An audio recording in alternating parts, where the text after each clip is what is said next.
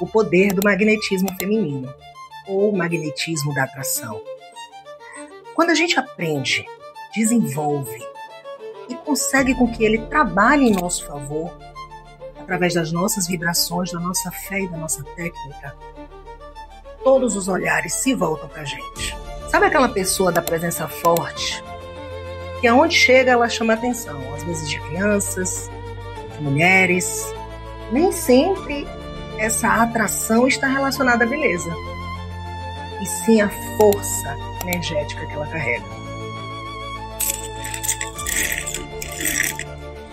Se você quer descobrir qual é o seu poder de atração, o seu arquétipo feminino, aquela energia que você pode descobrir, destravar e desenvolver a trabalhar em seu favor, em seus caminhos. Fique agora. Por apenas R$50 você vai marcar uma consulta completa com a cigana Thalita da Bahia. Axé.